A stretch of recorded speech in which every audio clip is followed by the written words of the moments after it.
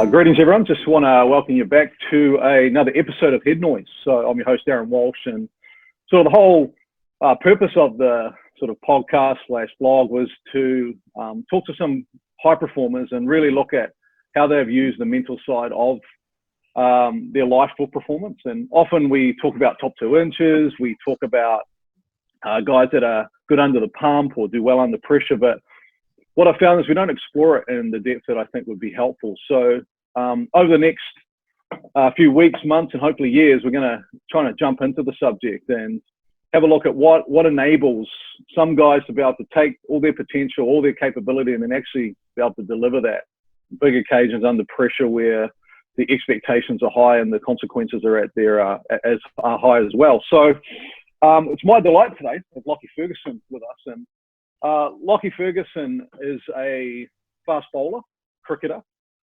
currently is in the Black Caps, the New Zealand cricket side, and also with the Auckland Aces.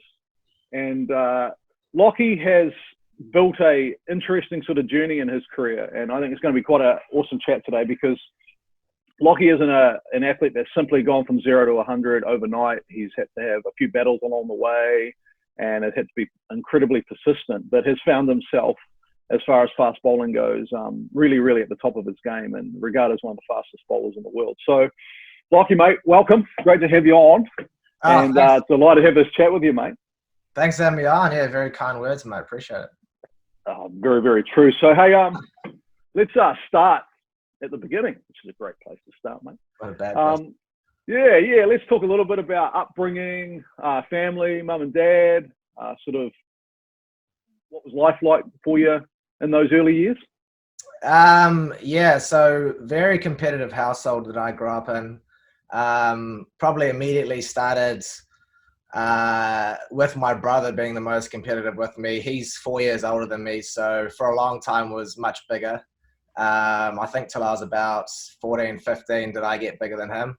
But certainly my brother was a top sportsman. Every age group would just clean up with trophies. I remember the primary school, at the end of the year awards, he got every trophy that there was available for sports, and sort of kind of set the standard, I guess, for me to think that like that's the benchmark to beat. And yeah, he played soccer, played cricket. One of those guys who even now won't play golf for a year and then he'll go shoot 10 over without any issues. Just a natural. And then naturally I grew up being the younger brother with him, and we used to play carport cricket because we didn't have a backyard, and he would never let me bat. Every time I kind of anywhere near hit it near a fence, he said it was out somehow. So that's probably why my bowling got a bit better.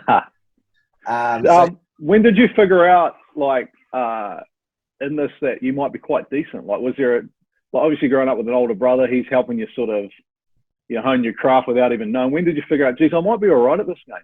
Well, he used to, now that I look back, there was one thing, he sort of always would invite me to go and play, like if we went down to the park or if we would go play any sort of basketball game or anything, he'd always invite me to come play. Whether he just wanted to dominate me, I'm not sure, but I guess having to play with guys who are 4 years older than you all the time, you kind of had to be at the top of your game at that sort of age or to actually compete. And so now that I look back, that's probably in a way quite a big development part of my youth. But yeah, he was pretty exceptional sportsman all the way through. Played New Zealand representatives, was very good at grammar, and then sort of had a lot of injuries when he was early 20s, so kind of pulled the pin on him there. So your family grew up in Auckland, and that was sort of home for you your whole life. Yeah. And you went to grammar. Is that sort of the where you sort of followed your older brother, and that's where you sort of probably started more the real formalised cricket side of things? Yeah, I was actually, first house was in Otahu. My father grew tomatoes to put food on the table. And I actually, very like slight memories from it, but whenever there was any rotten tomatoes, it was Mitch's and my brother's and my job to go and throw them into the creek to get rid of them. So maybe that's where we got our good arms from. But both my parents very good sportswomen and sportsmen in their own right, but thoroughly enjoyed sport and getting outside. And all sorts, like fishing, anything outdoorsy. My family was all for. And then when I was about 6, we moved into central Auckland, into Remuera, which is a very privileged area to live in, into a little cottage there because my family wanted us to go to Auckland Grammar. And turns out that it was a very good move because Mitch and I both thoroughly enjoyed playing at Grammar. And certainly where sport kind of became a lot more serious for me. And what were mum and dad like with your sport? So obviously we have so many different stories when we do these side of chats. Some parents been really heavily involved, and I've talked to guys who didn't even have a coach until they were 15. That wasn't dad, or so what was their relationship with sport like with you guys? My dad was our coach, soccer and cricket. We kind of alternate between my brothers and my side. So he was certainly the coach growing up. And this is an interesting story, but he used to hand out a Morrow bar to the player of the day. Yeah. So every game in cricket, and I'll never forget it, he would hand out the Morrow bar to the player of the day. And my dad was very good about it. He would always hand it out to the kid who'd had the best day comparatively to how they've been playing during the season, so that everyone kind of would get it if they had a good day, not just the best player. But of course, I was always trying to be the best player, and I never got the Morrow bar. And so even now, ashamedly, if I've had a bad day, I do go and buy a Morrow bar just to and that's just to give yourself a bit of assurance. Yeah, it's something not a lot of people know, but it's kind of one of those things that because I didn't get it because Dad obviously couldn't give his son the Morrow bar. I sort of go and buy, which is quite a funny thought, but my parents are very heavily involved. We might have to start a bit of a campaign. I hope at international cricket, when it resumes back here in New Zealand, there'll be a few boundary riders with Morrow bars for you. Morrow bars, hard out. Yeah, if I'm having a tough day, if I'm getting pumped around, hopefully someone might just chuck me a Morrow bar mid-game. That'd be great. But yeah, look, Dad was really heavily involved. He loves sport, and he just loves in fact, he really loves the mental side, and I think golf was where he sort of could compete with my brother and me. And so, we just sort of played every sport there was, but very heavily involved. Same with Mum. She was the loudest one on the sideline, so she was brilliant. Yeah. So before we get into sort of the as you start playing at a higher level and competitive, when you're at Grammar, we understand, like, it must have been in your mid-teens, talk about this fast bowling comp. So there's this, was there like a national fast bowling comp, and what sort of was it? Where was it at? Eden Park or the Basin? Sort of got its own folklore now, but I think it's much better we hear it from the I know it's getting out of hand, really. I swear I get asked about this every time, but I'll happily tell the story again because it's my first learning and getting absolutely robbed of a championship. But no, I was sixth form, so second to last year. Jimmy Neesham was in my team at the same time, and we were kind of the opening bowlers for Grammar at the time. How did everybody else in Auckland feel about that? You got Ferguson at one end, Neesham at the other. I lie. I was first changed. Guy Halgard Tunison was our other opening bowler, and he used to bowl these big hooping outies. So we had quite a nice bowling lineup.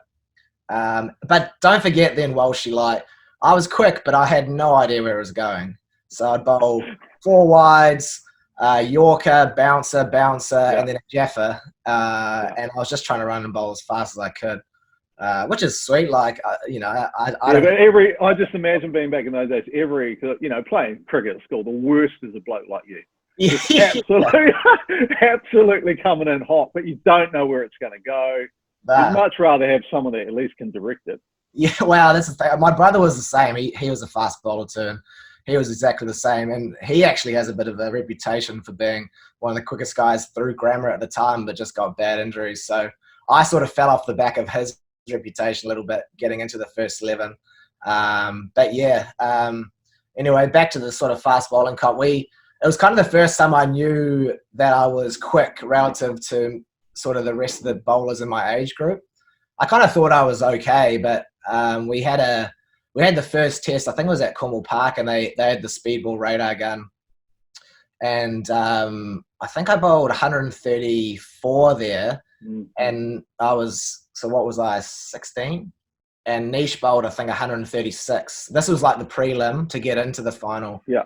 Yeah. And then so that's rapid, for 16, mate. That's rapid, isn't it? Yeah, I guess so. I don't know at the time. I had no idea, and I was like, oh, that seems like not too bad. And then then we got sort of invited to go down to Wellington during the English test down there at the basin, and we were going to bowl the competition at lunch break. And it's quite an interesting photo. I'm sure you've seen the photo. In fact, you should try put it up, but. It's fair to say that I'm carrying a few extra kegs than I probably should be at that. But if you look in the photo, there's actually a couple other first-class cricketers there. There's Ben Wheeler and Bevan Small. Ben Wheeler obviously played for New Zealand as well. So quite funny to look back at the competition and be like, oh, there's like 4 guys who have sort of kicked on. And little chunky Ferguson who's been into the Morrow bars, eh? Yeah, the Morrow. yeah. So, and then look, for those that haven't heard it, essentially I was winning with 131k. We were bowling into a big, obviously, headwind. It was quite cool as well because they had the pitch on the field, because on the basin they've got practice wickets on the edge of the field, and they had a crowd around the run-up and around the net.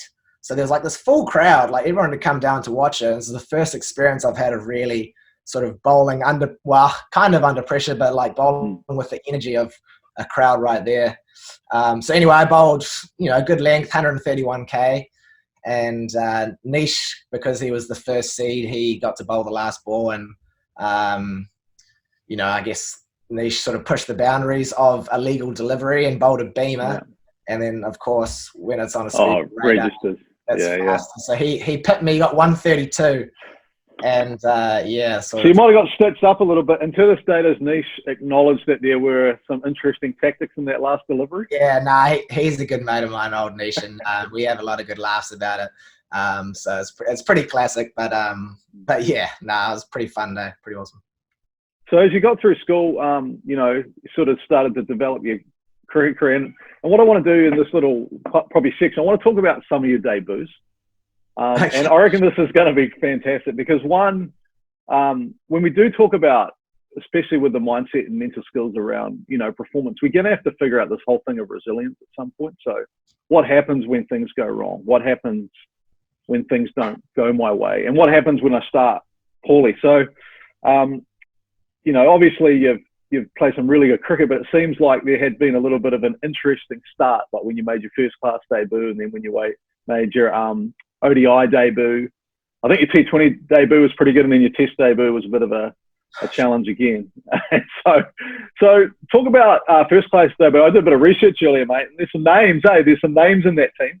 Yeah. So, from my understanding, it was February 2013. Yeah. And I see guys like Kyle Mills in there. So the great Kyle Mills. And to talk about, you have a very strange first class debut story. Tell us about that, mate. Wow, I'm still a little bit dark because it kind of ruins my record a little bit in terms of games played per wicket. But anyway, I got called up to play, and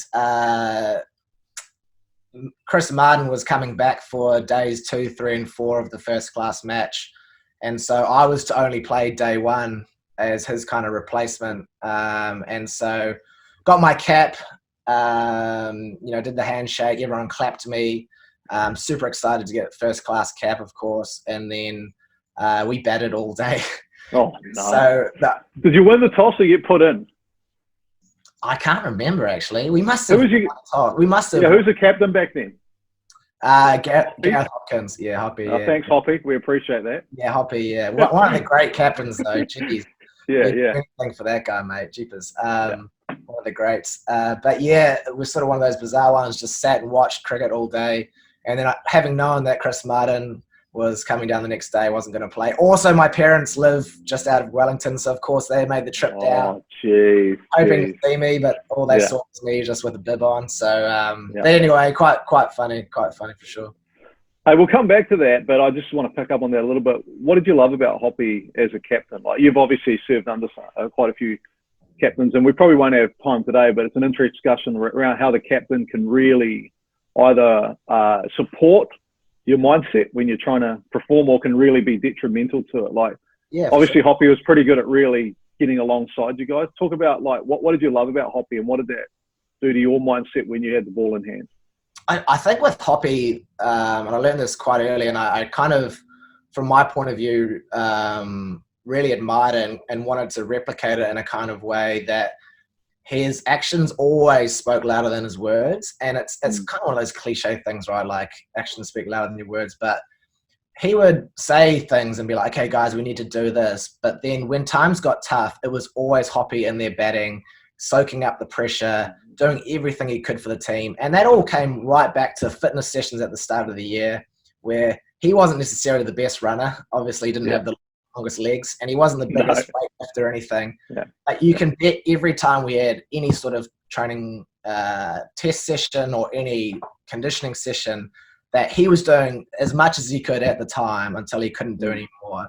And that attitude like really resonated with me. And then certainly when I went and played under him, you know, I really looked up to him at the time, and he would sort of run at me from keeper and he'd be like, how are you feeling? And I remember we actually played a game at Wellington and he got me to bowl an 8-over spell because, which was a lot for me at the time. It's a lot for me now, but it was a lot for me when I was starting out my career. And I just said, yeah. And he would just fill me with confidence, tap me on the bum, you know, and talk to me.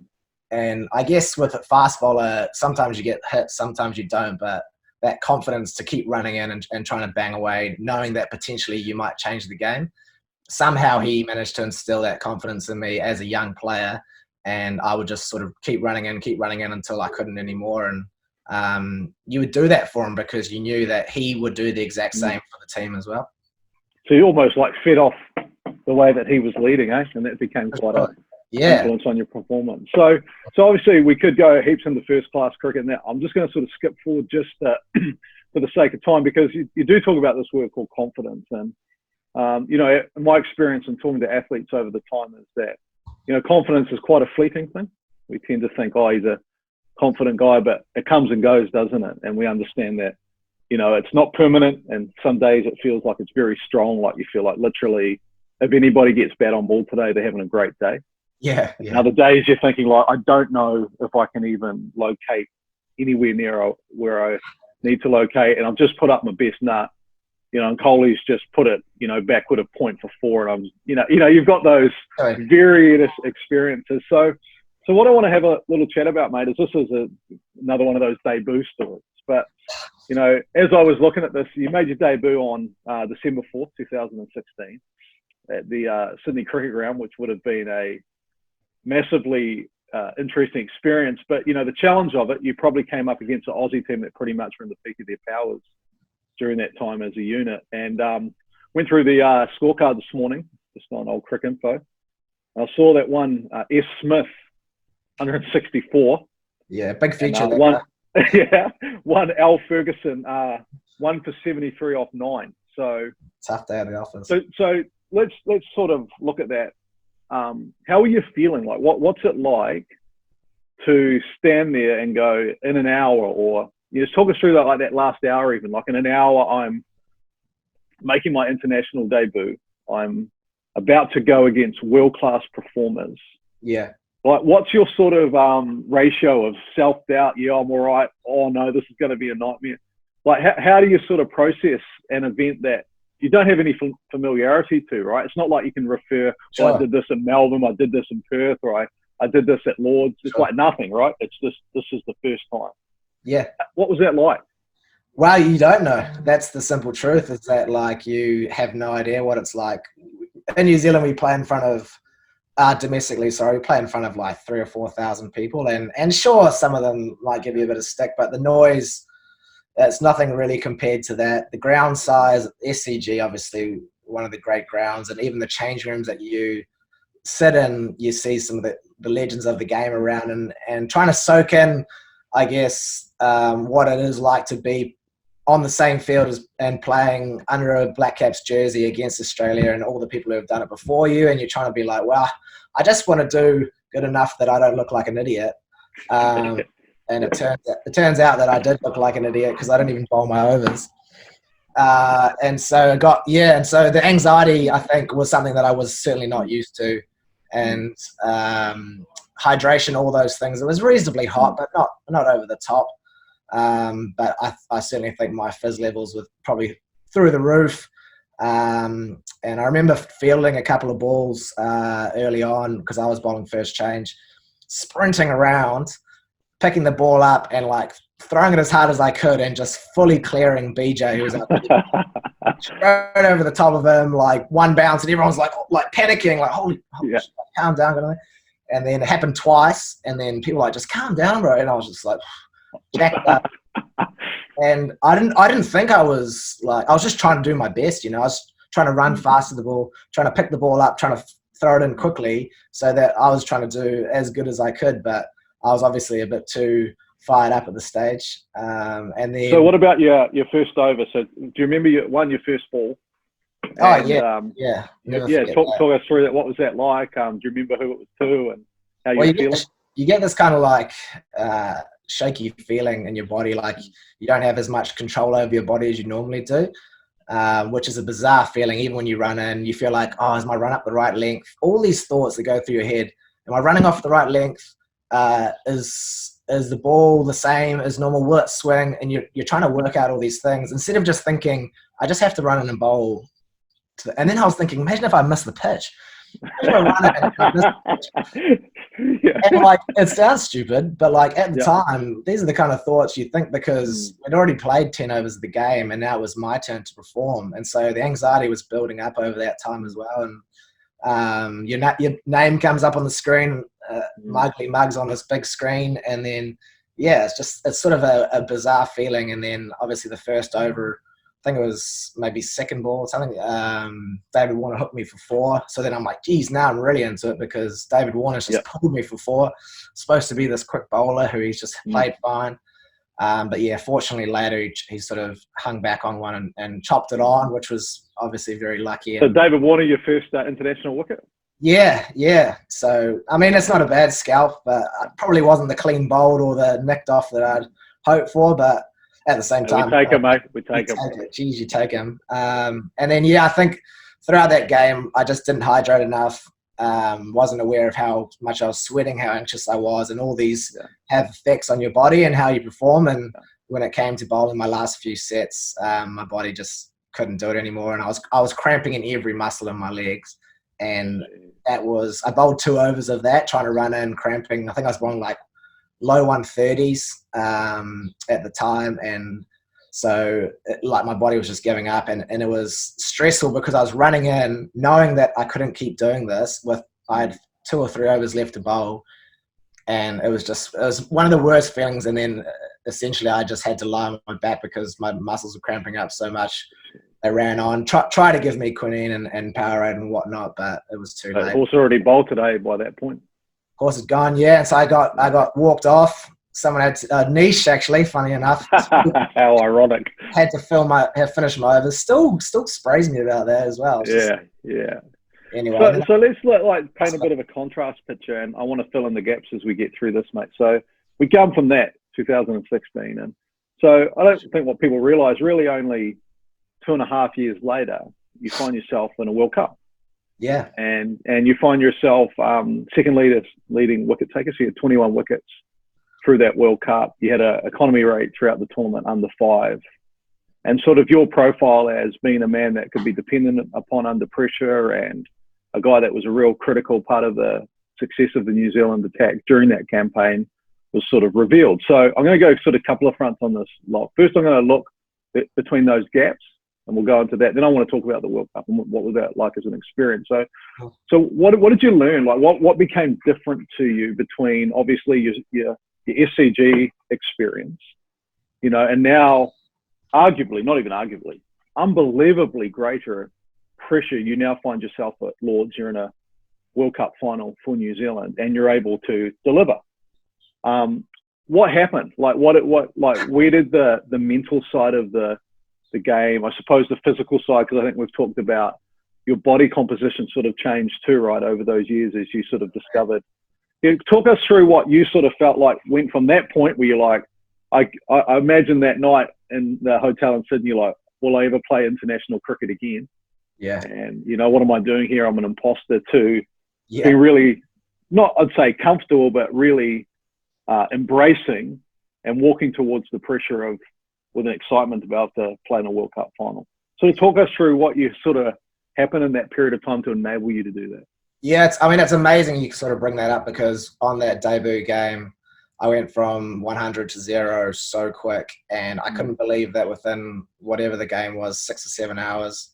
I think I might have got a duck that game too. No.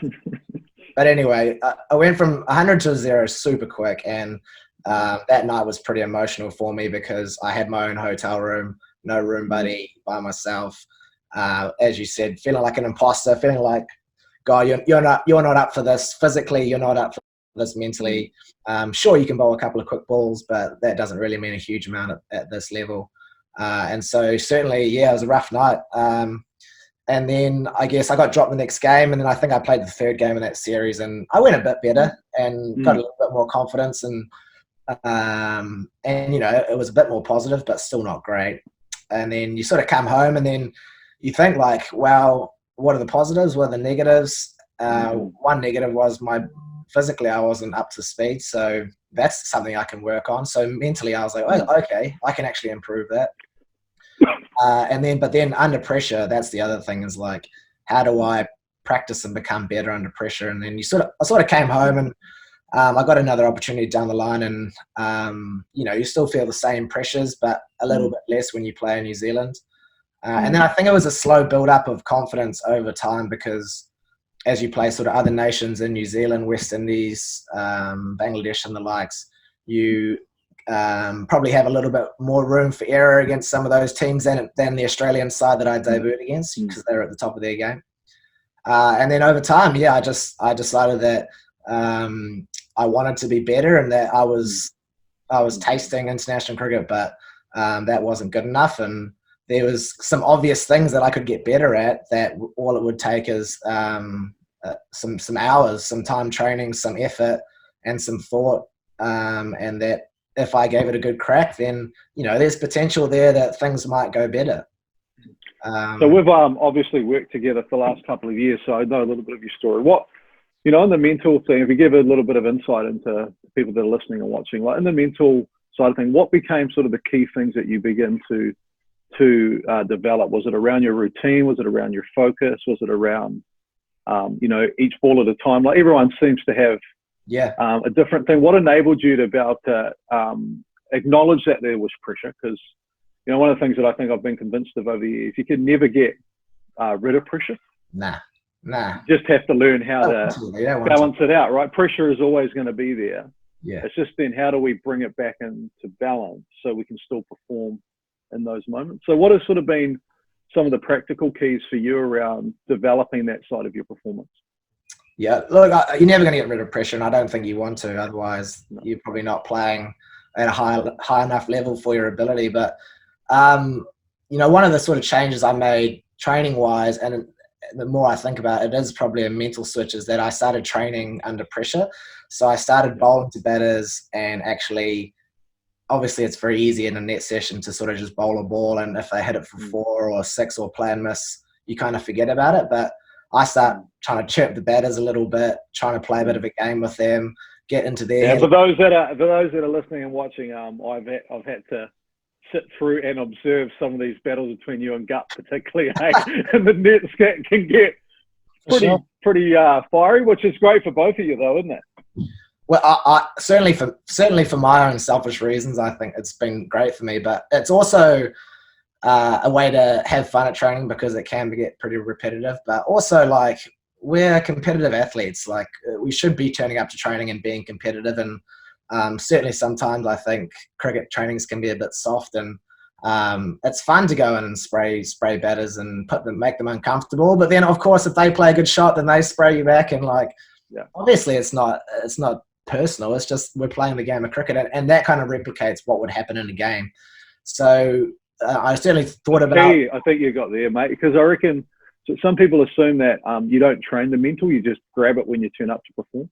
No way. And I think what you're saying, which you know, sounds, you know, right on the money here, is that I have to prepare mentally, and if I do that well in my training, I then can access that during performance. Is that sort of what you're like? You feel like you had those skills that you were developing, you had that muscle you were working. So when it comes to perform, it wasn't foreign for you? Well, you don't turn up to the game and just hope that you'll be able to handle a tough moment. Like, you kind of have to train it. Certainly experience comes from playing in games and doing it in the game and having success, and then you know you can do it. But as much as you can, I think it's important to train it at the net sessions. And there's no reason why you can't run and bowl some heat and give the batter some stick, and it's part of the fun. And if the batter is not happy with it, then that's his problem, because he should probably have a look at himself and think, well, I'm playing a professional sport here. I'm trying to be the best I can be. If I'm not up for the challenge at training, I won't be up for the challenge in the game. So how does that cross over into the performance space? So if we go to something like a World Cup final, or some of the bigger moments you've had to, are you just trying to access what you've already trained? What do you have clean thought process when you're out there at the top of your mark? Is it as simple as hit your spot, or is it plan based, like what you're trying to do and you're trying to get lost in that plan, and then the situation sort of just fades into the background? Like, talk us through, like, give you a scenario, you're at the top of your mark, it's a World Cup final at Lords. What are you trying to do mentally to enable yourself to be successful? Well, I think up to that point, there's a lot of build up, because up to that point I had a good campaign. So my personal thought process going up to the World Cup, my confidence levels were obviously reasonably high. I know that I can perform in England on those wickets. They kind of suit me a little bit. I've had success the year before playing county cricket. I've played at Lords, which is another thing. I've played there a couple of times. And even just running in, it's a different field, and understanding those sort of conditions. You're not worried about the conditions when you've played there, because you know beforehand what it's going to be like. So therefore, you're just focusing on what you're trying to achieve. So as an aside, mate, how big is that slope? Because people talk about it, like when they're commentating. The actual, is it 8? You run downhill or uphill, don't you? Like, it's like this. So you run, and it's noticeable too. So it is noticed, yeah.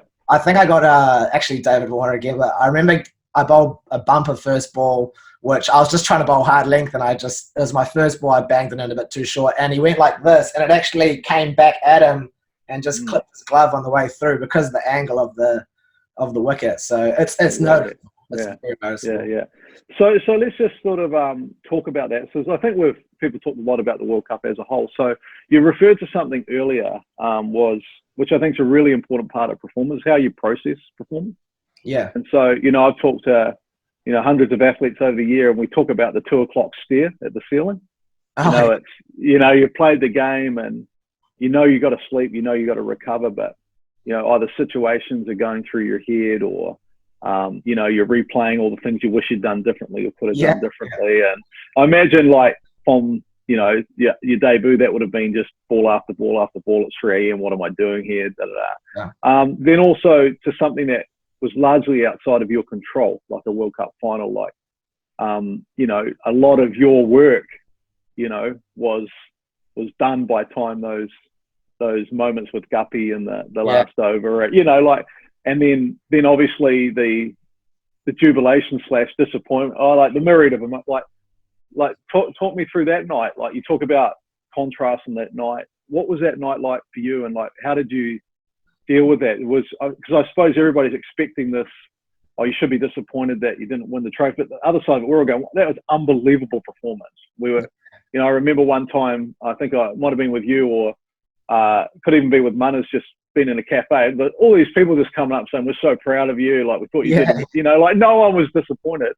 So talk us through, like, that night around, like, what was that like, and, in the wider picture of how do you process something like that? Took a little bit. Took a couple of lubricants for sure. Yeah, look, it's an interesting one, because you kind of feel rob's the wrong word. It was just like, it wasn't meant to be. There was so many things that went against us in a way, and there's literally nothing more we could have done or left out there.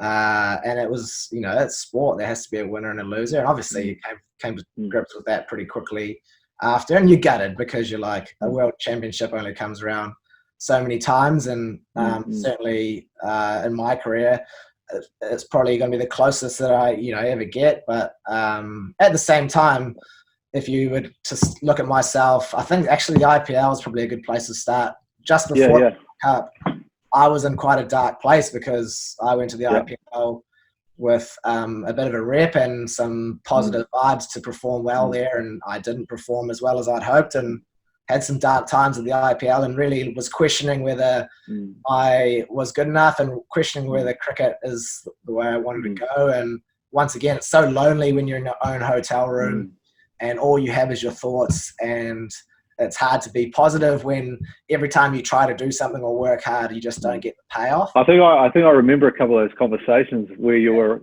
right in the middle of that, mate? Like really battling away with, for sure, do I belong here, basically? For sure, and like you're in IPL, you're expected to perform, and your team's doing well, and then you make mistakes, and T20's so cutthroat that if you have a bad over, it can cost the game. And there's all those sort of thoughts, and you're just like, well, I'm trying to do the best I can, but it's not good enough. And then I fast forward to the World Cup, and things clicked, and then suddenly off the back of some very good bowling from obviously the rest of our bowling attack, which was, it's so understated how good we were as a group. I think if you look at our stats as a bowling unit, there was no one who really performed amazingly. Everyone was just doing their job every game, and it was relentless. And we were building pressure from both ends. And sure, I got a couple more wickets than the other lads, but if you look at Trent, if you look at Matt Henry, Jimmy Neesham had a great campaign with the ball. Mitch Satner was absolutely gun. Even Dutchie in the final was pretty dynamic too, wasn't he? Dutchie's unbelievable. And there was no one who had an amazing campaign in that sense. And I got a couple more wickets, but that could have happened at any stage to anyone else. But I think that was far more enjoyable for me because you're part of a team where, everyone knows their role, and everyone was super confident, and we were winning. And it's always a lot easier to review games when you are winning games. I think I remember too having a couple of conversations between IPL and World Cup with you. And I think one of the things that I think is always an interesting part from the mental side, I think you're committed to having more fun. Yeah. And because you love, that's authentic to you, is enjoying your sport. You're not a guy that's going to have to be deeply focused for 4 hours before a game and, going through, you've got to enjoy. So talk a little bit of that. When you love what you're doing, from my perspective watching you, that's when you're at your best. Is that sort of how it works for you? For sure, yeah. I think that I'm not the best at hiding my emotions. So certainly if I'm having a tough day, then you can probably see that a little bit. If I'm having a good day, then I'm a bit happier. And that's a constant work on it in itself. But I think I felt coming back from the Kolkata Knight Riders and into the Black Caps, which was more of a family. I'm obviously far more comfortable in that group because I've been playing with them for a few years. Suddenly training's become more fun. Suddenly warm-ups on the bus, you're taking the piss. It's a bit more relaxed. We had our family and friends and girlfriends all on tour with us. Far more relaxed kind of approach, which also was fantastic. I couldn't stress that enough, how going to breakfast when you have Connor and Chloe, which is Colin Monroe's boy and girl, coming up, sitting next to you, having breakfast with you, chatting to you, you're not thinking about cricket when that happens. And I think for me personally, that's a big part of me just switching on and switching off. I don't see myself as cricket 100% of the time. In fact, it's, I play the game and then I move on. Do you think it's quite an important sort of thing you've touched here? I know with Auckland Cricket too, this whole goal to really make sure people feel like they belong. Yeah. And how different that's changed in sport from, I know when I was growing up, there was the backseat of the bus, there was this junior stripes. It seems like there's been a really healthy change in teams around, even if you're an 18-year-old, it's going to be a challenge for you, but part of the senior player, you do a great job with this with our younger guys, saying, well, as an international, I want to make sure, not that it's going to be comfortable, but I want to make sure that socially you feel like you fit, right? Yeah, look, and Walsh, you're exactly right. You've done a lot of work with our group and our leadership group within the team. And we've made a lot of effort because we don't want it to be easy to be part of playing first-class cricket. You've got to work hard every day and be held accountable to that. And perhaps I'm the one who's sometimes keeping people accountable to it. But in the long run, I think that the team will be better for it. But for sure, we make a big effort that once training stops, we're all on the same level. And I think that's the greatest part about the Auckland culture we have. And I feel the Black Caps culture is the exact same. We're all on equal level.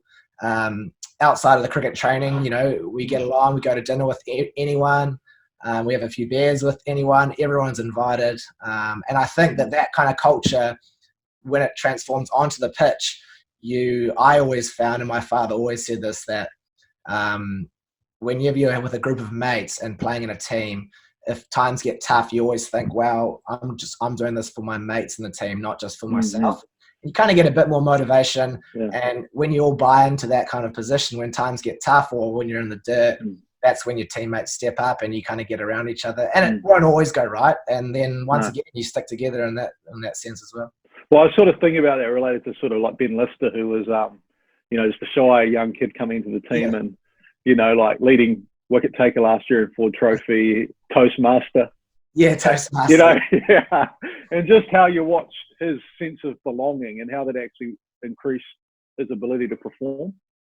Yeah. And it's an interesting thing to observe, isn't it, when you see these young guys, like, as they feel more comfortable and belonging from more of a social thing, then their performance seems to kick on. But exactly right, Walsh. And to add to that as well, I think that when you are comfortable with someone, like we're mates in the team and a new guy comes in, if he feels like he's part of the team and a mate, then it's easier for us to go hard at him at training and put him under the pump, because he's not going to get defensive because he knows that I'm a mate of his, but I'm saying like, this isn't good enough, or you need to do more, or you need to work harder. And I think that they'll learn quicker. And I wish when I sort of started out that perhaps it was a bit more like that, because, you know, then there wouldn't be sort of whispers or rumors going around the back. It's sort of all out in the open and everyone's accountable and the team moves together in the same direction. And I think, you know, the work that you've done with the group's been amazing in that sort of sense. Yeah, well, the guys have, you know, I'm just so glad to watch so many guys grow up, not just as cricketers, but as people and that. So, hey, I might come back to IPL later because I reckon that's such a unique thing. And just even, you know, where we watched the Mumbai one on Netflix, and, you know, Mitch was involved, and you just saw that sort of pressure. But I'm going to go back to another debut, which was quite recent and also really, really challenging for you. So, you know, I know for a long time you've made a goal. We talked about this goal of being able to play Test cricket. Like that's the pinnacle, red ball cricket for New Zealand. And you know, you'd put in the work. I know physically the last couple of years you've probably worked harder than you've ever worked, getting your body to be able to handle Test cricket. And, you know, it's something that you've transitioned out, probably been viewed early in your career as a bit of a white ball specialist, and now viewed as more like, probably not in your own mind, but in the public's mind, that, no, this is a red ball bowler as well. You did all that work and, you know, eventually get selected in the, you know, first test in Australia. It's a big series. It's everything you've sort of dreamed of. Yeah. And then bang, you blow out your calf. Talk us through that, mate. Like, what was that like for you, like as an experience and mentally? And, you know, we'll talk a little bit, how did you deal with that? I know it wasn't easy. Talk us through that. I think I reckon I would go down in history as having the worst debuts. Your T20 was good. One T. But then you think about it, my first ball I bowled was a full toss that he hit to mid-off, and I got a wicket. So really, was it good? Probably not. Yeah, but anyway, I think every other format, Auckland or New Zealand, like my debuts are just the worst. Thank God they're all done now. So hopefully no more formats, because geez, I couldn't handle another debut. But it massively sucked big time because I thought physically I was in a good state. Come off obviously last winter. Playing some really good cricket, broke my thumb in Sri Lanka, which wasn't ideal. Then I did a lot of work to get back fit, playing well for Auckland, happy with the fitness, had a couple of niggles, but nothing to write home about. And then, obviously when played there, my confidence levels were a lot higher than obviously my one-day debut in Sydney, because, you know, I'd been there, I'd played these guys in one-days, I'd been around the Black Caps team a lot, so I felt a lot more comfortable. But once again, Test cricket was always for me the dream. And so when I finally got the baggy black, you know, it was a pretty special moment and something I was thoroughly looking forward to, and felt good going into the day. It was a pretty hot day for sure, but I felt good. And first spell, I had that same feeling I had back at my ODI debut, where I was sort of floating a little jittery.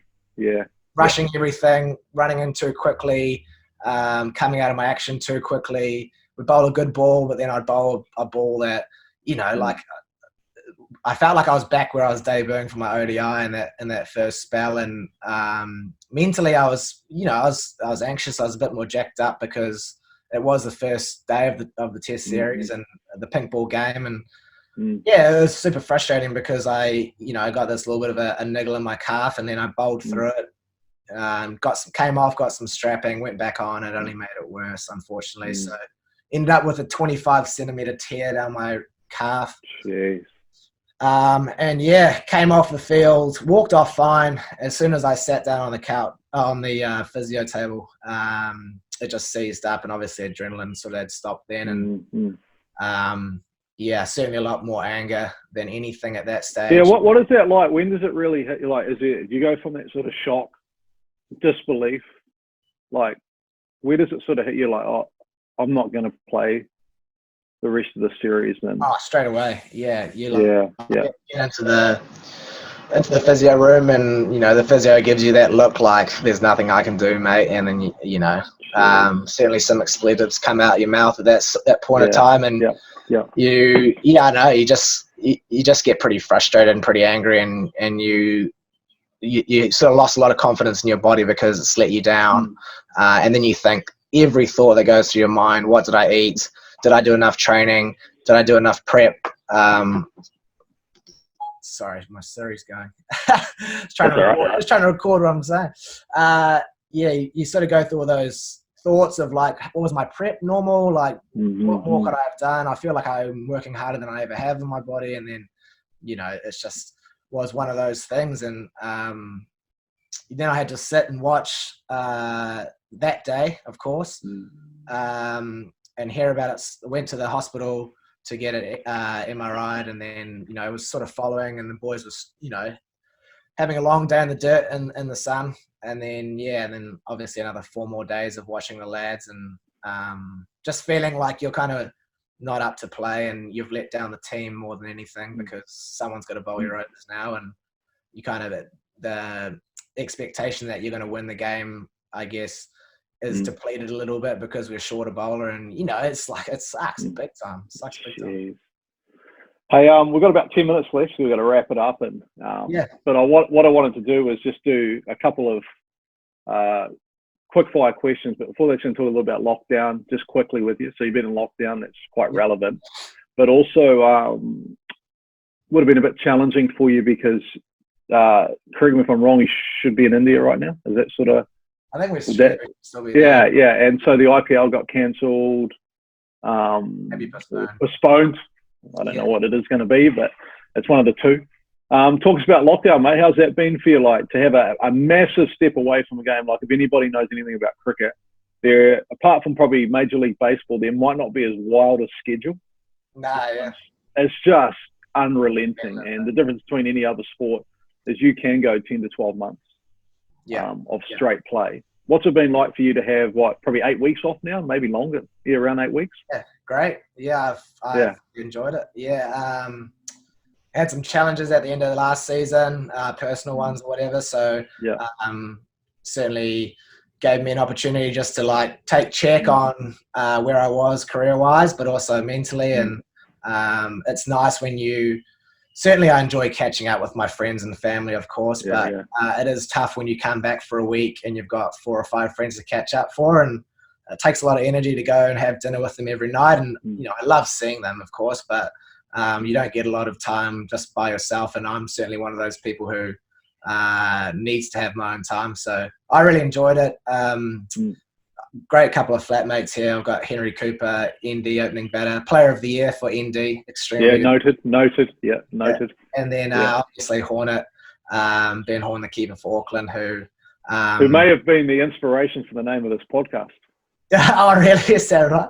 Well, he's head noise. Yeah, he's got any going on upstairs, but he probably struggled a little bit, but he's a great man to live with, and we train pretty hard, and it's just great to when you spend that much time with a few of the fellas, you sort of talk about everything that's going on in your life, and it's just nice sometimes to air those sort of thoughts out.